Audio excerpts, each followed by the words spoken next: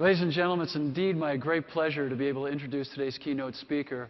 And I'd be disingenuous if I didn't say up front that Andoni is one of my favorite people, a great friend, a confidant, and a trusted advisor. I've known Andoni for many years, and I've had the great privilege of traveling around the country together, visiting several prestigious groups, including the Baggers, the Woodchucks, and most recently, the Cockroaches. So, Andoni's a wonderful friend to fire engineering, myself, and FDIC, whether it's writing articles for the magazine, doing live webcasts for us online, or presenting here at FDIC. He's always stepped up to the plate. He's always hit a home run.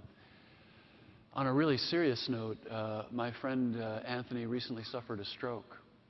And I was completely taken by surprise because when I heard the news the day before, Anthony and I had spent several hours together on a webcast on leadership. And I'd never had as much fun being online before. We just had a blast.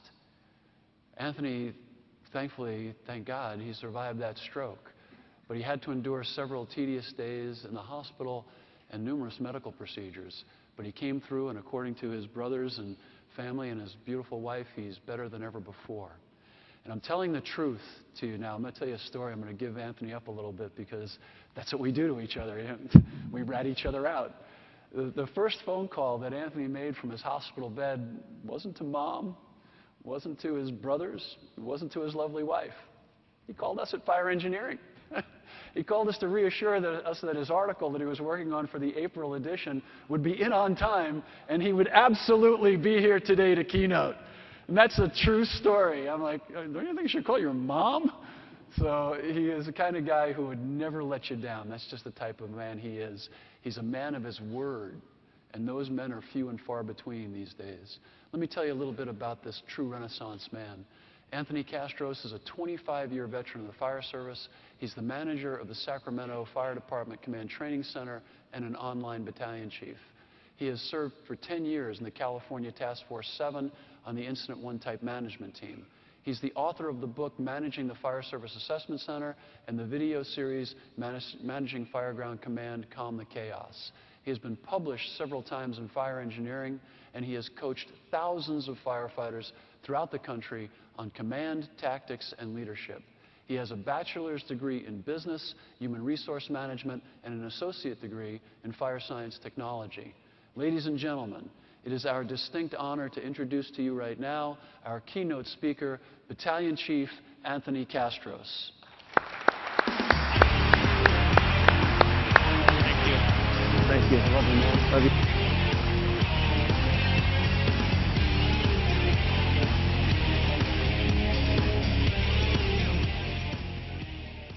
Thank you. Does anybody sign up for the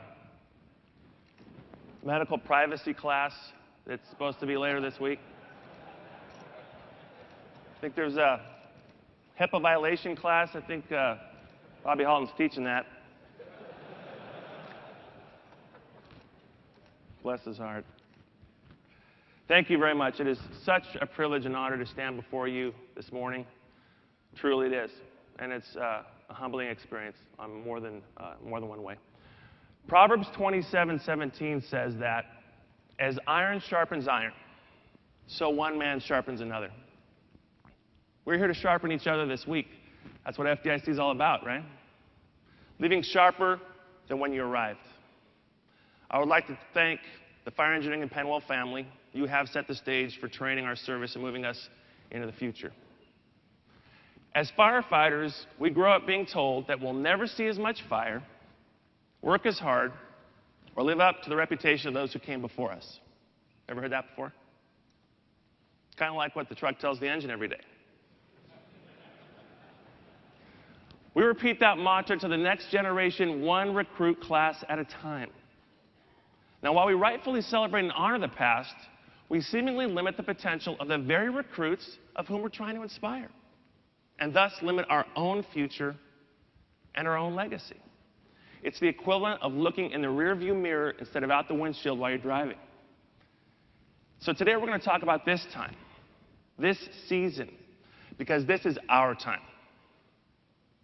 Each generation seems to rise up and be defined by the sentinel events around them. The great generation are those who were defined by World War II, like my father. He was an Army Ranger in the Pacific. He earned a Bronze Star for his efforts at the Battle of Cabanatuan, in which he and fellow members of the 6th Ranger Battalion rescued 492 members of American POWs on January 30th, 1945. To date, this is the greatest American military rescue mission in history. Now, incidentally, I have a little sidebar for you. Father Carney, when he was up here speaking, you may have noticed a little pin on his lapel. That little pin was for a Bronze Star that he received for his efforts in Vietnam. By the time the Rangers trekked the 30 miles past enemy lines to perform the rescue at the end of the war, the POWs, many of whom survived the infamous Bataan Death March, were abandoned. They were left starving and were all sure that they would die in captivity or be killed trying to escape like so many of their comrades. It did not matter to these Rangers the risks that they faced. They were prepared, forged like iron, sharpening each other, just like we're going to do this week. They believed in the service and mission to others. A few short years after the war, our dad was working at his grocery store when a man he didn't know sat in a car in the grocery store parking lot.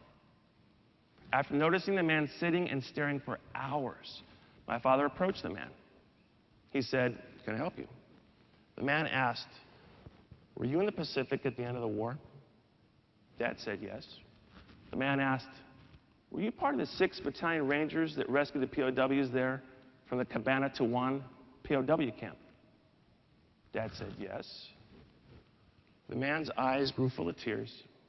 His voice trembled, and he said, "You carried me out because I was too weak to walk. I found you so that I could thank you." My father didn't require thanks, just like you don't. He understood what it meant to not leave a man behind, just like you do. The great generation was prepared to answer their call and their challenges, and we are here to meet ours. The American Fire Service is facing a new normal, aren't we? New normal. And it's redefined daily. The baby boomers are now retiring. Our own war-hardened veterans are leaving in droves after the war years and 9/11. Some question the resolve of this generation, heads down and texting. Some forget that in the wake of 9/11, many Generation Ys enlisted in our armed forces and spent years in Iraq, Afghanistan, or any number of countries overseas to protect our freedom. Once again, soldiers are now returning and entering the fire service and ascending up the ladder, having honed their exceptional leadership skills in the military. We at Sacramento Metro Fire are blessed to have many veterans among our ranks, and they're moving up the chain of command. So, if you're a veteran, please stand so that we may thank you. Stand so we can thank you.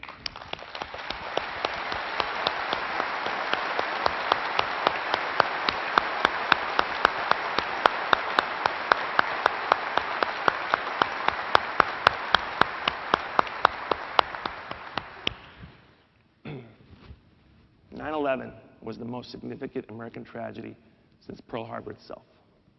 Many in this room lost brothers, cousins, uncles, husbands, and fathers, both figuratively and literally.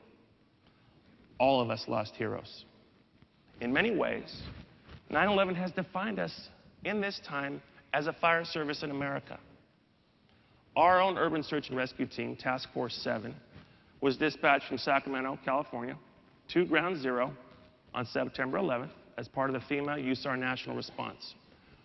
We too lost friends as well. Brothers we lost were from FDIC West we met or through the National USAR system. I will never, never forget the feeling of seeing Bobby Athanas alive. He's from Rescue 3 in FDNY. I'll never forget seeing him walk out of that tent. He emerged from a tent in the midst of the rubble of the pile. I embraced him so tightly as he whispered into my ear, "Dennis Mojica didn't make it. My heart was elated and broken in the same instant. Rather than be defined by only the events that occur around us, we must define ourselves by the character and conviction that lies within us. We must define ourselves now. I know that I'm preaching to the choir today. And I ask you, what will be our anthem in this generation? I submit that ours is an anthem of leadership. Why? Because the need for fire service leadership has never been greater than it is right now. And because all of you, all firefighters are leaders in the public's eye, every one of you.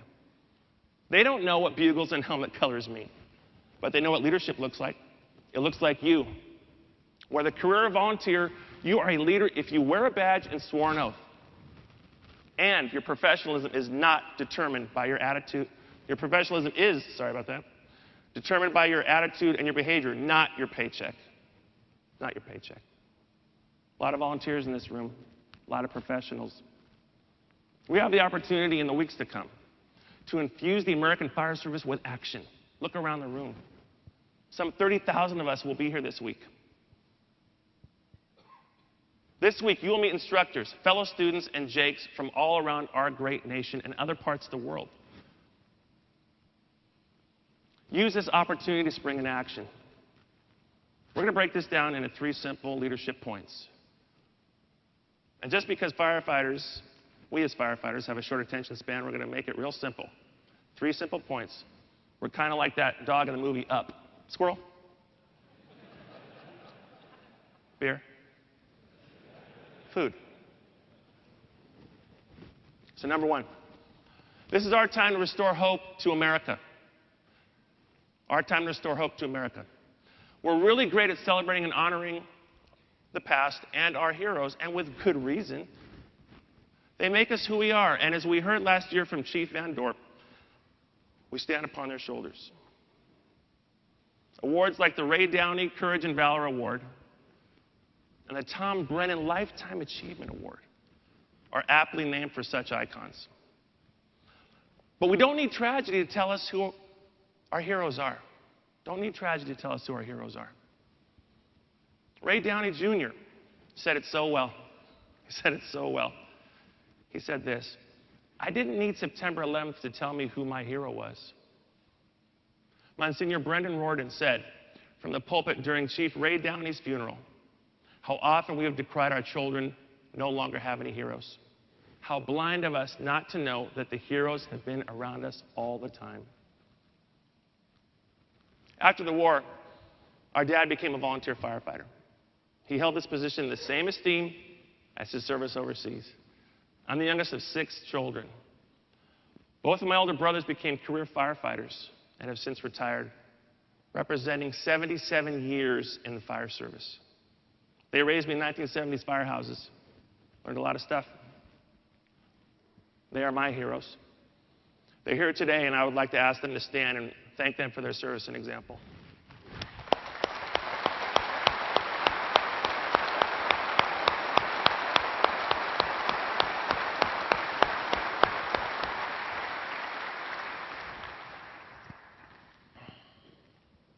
They can't stand for very long. They're really old. Sorry. Heroes don't just save lives, they shape lives. I declare today that heroes still exist and that you are today's heroes. This is our time because America needs us. Make no mistake. There's a war going on in America. It's been going on since the dawn of our country. It's the same battle that our forefathers and heroes fought. It's a battle for the heart and soul of America. Quite simply, it's the battle for hope. And when you pull up in your engine or truck, you bring hope. We bring a sense of calm in the storm, a calm to the chaos that no one else can bring. Our armed forces, by the grace of God Himself, fight the front lines overseas. Yet we fight a domestic enemy one run at a time. And I'm not just talking about the ones that make the papers, like the terrible tragedies of the last week and a half. I'm talking about the stuff you do every single day. The front lines are your first 2 areas. And let's face it, when people see the cops coming, they usually run the other way. No offense, but when's the last time you saw somebody run away from a firefighter? They run to us, never from us. And today's battlefield is punctuated by the economy and punctuated by a sense of despair in a post-9/11 world. We felt it on that fateful day when our brothers were murdered. We must never forget our fallen brothers. And we must never forget that we who remain bring hope. We who remain, those of us in this room, bring hope. Regardless of your budget, company closures, reductions in staffing, rank or pay, this is our time to bring hope. The American who has their own 9/11 doesn't care in that moment whether you're volunteer or paid, but they care if you're professional. They don't care if you're staffed with 2, 3, or 4, but they care if you have the honor and courage to put yourself in harm's way and save their loved ones. They don't care about your ISO rating or if you're accredited. They don't care. But they care if you know your job. We must not divide from each other, or we too will be destroyed. Because without each other, we have no hope. As we travel the streets going from call to call, we are literally the beacon of hope in the streets of a hopeless America. We remind them of what was once good, and it can be again. Let me give you an example. This is the kind of hope and inspiration that any of us can bring on any given day. Metro Fire Engine 109 responded to a young girl who had a medical problem. She had a terminal condition. The family was even more upset, as many had flown in from out of town to take her to see the musical Peter Pan. You can imagine all the planning that took place, right? She was transported to a local hospital that night. Upon learning of her situation, the Engine 109 captain and crew drove many miles out of their jurisdiction to the theater and apprehended Kathy Rigby, the famed actress who was playing the lead role of Peter Pan. They convinced her at Halligan and Axe Point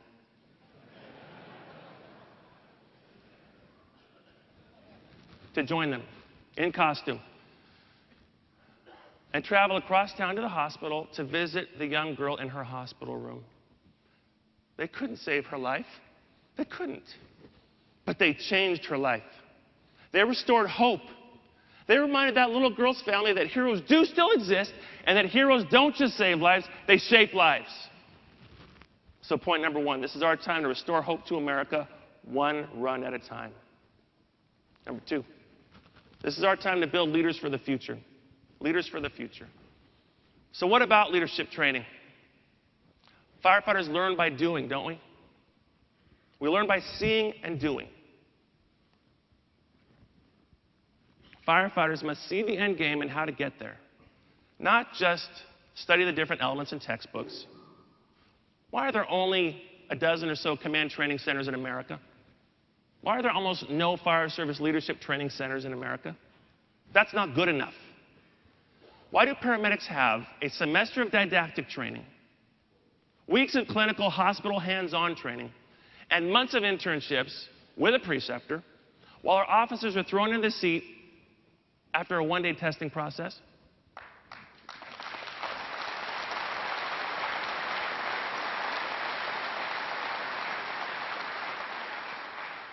That's not good enough. Paramedics can only kill one person at a time. I've done the math. A poorly trained company officer can kill an entire crew. A poorly trained battalion chief can kill multiple crews, and a dysfunctional fire chief can kill the soul of a fire department.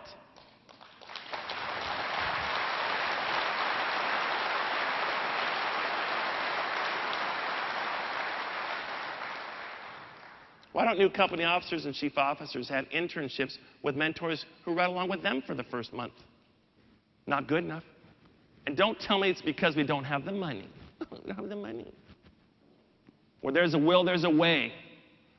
We will spare no expense or effort for a funeral, whether by fireground mishap, heart attack, or cancer. Yet training leaders to prevent funerals, injuries, and fireground mishaps is practically non-existent. That's why you're all here, because you don't get it at home. That's not good enough. It's not good enough. As my friend Frank Ritchie stated on this very stage, it's not a culture issue. It's not a culture issue. It's a leadership issue.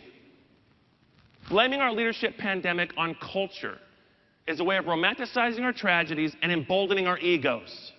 That's not good enough. Don't believe we need more leadership training? All right. When's the last time you spent 4 hours in a commander tactical simulator? No. When's the last time you did a drill on fireground communications?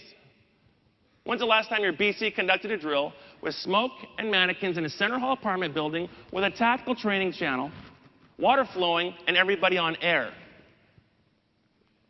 Because he wanted to and knew it needed to be done, not because it was told to him or scripted by the training division. Don't think it's possible? Not good enough. When's the last time you did a counseling exercise for a new or aspiring officer? They deal with conflict every day. When's the last time your department taught company officers how to write?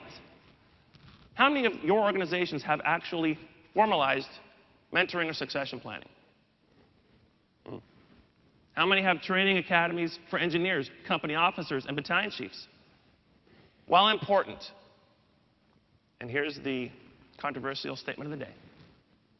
While important, we should not have more white powder, WMD, terrorist liaison decontamination training than leadership training.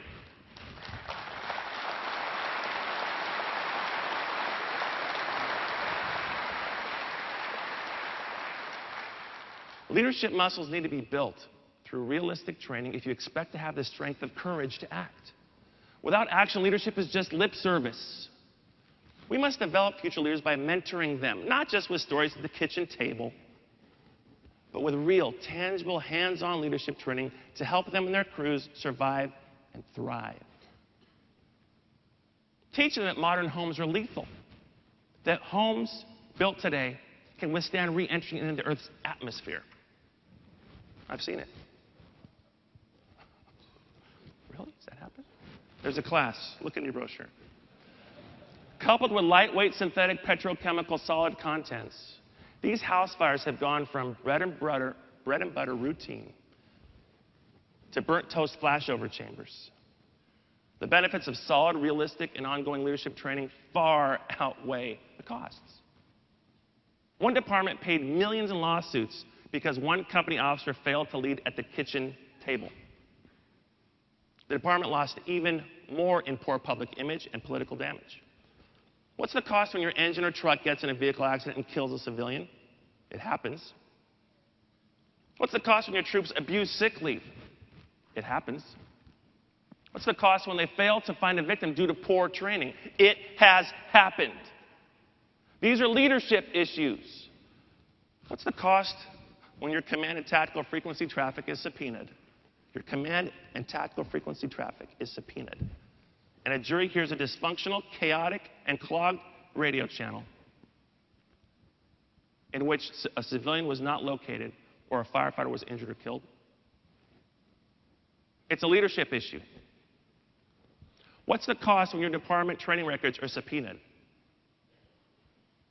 And the topics of conflict resolution, communication, and leadership are lacking. Or the topics of command, fireground size up, accountability have no hours logged. What will you tell the jury representing the family of a dead child when they ask how much simulator training the company officers and incident commander had? Airline pilots are required to take 4 days of simulator training annually, yet we have no such mandate. Leadership and simulator training in the military is world class, yet for us, it's an afterthought. That's not good enough. Our leadership training should be the envy of other industries, not the other way around. Leadership training. Don't think it's possible? Please, please make it possible. The old adage, an ounce of prevention is worth a pound of cure, holds true. So number 2, this is our time to build leaders for the future. And finally, number 3, this is our time to never give up. Never give up. Training does make a difference. As much as each of you have sacrificed to be here, the hard part is not coming to FDIC. The hard part is bringing FDIC back home, isn't it? The challenge is not in leaving here motivated. The challenge is transferring that motivation into a real difference on the street. While you have each made the trek to be here, some recliner snipers back home are just waiting to see you come and try and train, or heaven forbid, try something new. From the comfort of their recliner, they will snipe you with comments like, "That'll never work." "Why should we try that?" Or they'll obsess about the fire chief. To the recliner snipers of America, I say this: spend less time worrying about the chief's job and spend more time doing yours.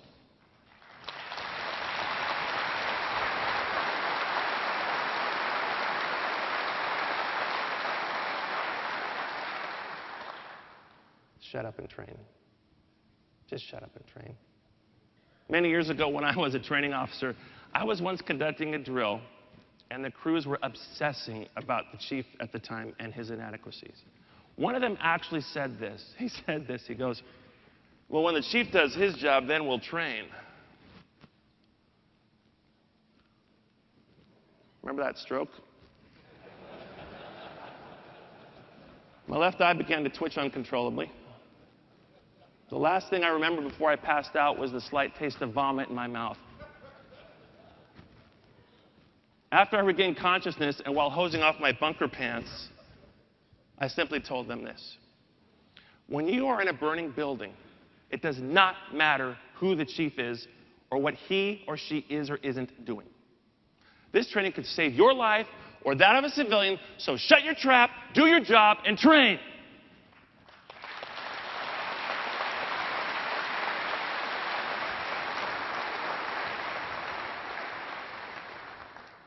Remember, practice saves seconds, seconds save minutes, and minutes save lives. Fight for every inch and every second on the drill ground, and it will pay off on the fire ground. And you too, chief officers. Are you training with your crews on fireground tactics, communications, command, and size up? Or are you hiding in your offices making lunch plans and coffee dates? I once had a firefighter call me and ask for mentoring. He actually said this: "My chief is a good BC. He's just not much of a mentor." That familiar taste of vomit came back again. Never give up. We will make a difference. Here's a story to illustrate. On the morning of August 28th, 2010, Sacramento Metro Fire was dispatched to an apartment fire with a 4-year-old little boy trapped. Engine and truck 106 and I arrived to find a well-involved second-story garden apartment fire that was extending into adjacent units in the attic. The fire was now pushing out multiple windows and doors and was moving down an interior hall toward the unconscious 4-year-old whose interior bedroom door was open. Captain Kevin Wagoner from the truck and Captain Steve Turner from the engine agreed on a vent-enter search tactic. While the truck went for the rescue through the bedroom window, the engine slowed the fire's progression with surgical precision to prevent steam and products of combustion from impacting the victim and the crew downstream. The victim was on the gurney 4 minutes and 32 seconds after arrival of the first Duke company. The incredibly skillful tactics and situational awareness performed by those first 2 companies is nothing short of masterful and heroic. Little J.T. Thomas was transported to the nearest emergency room, unconscious, not breathing, and was subsequently moved to the Shriners Hospital, where he was in an induced coma for 6 days. We prayed continually for him that week.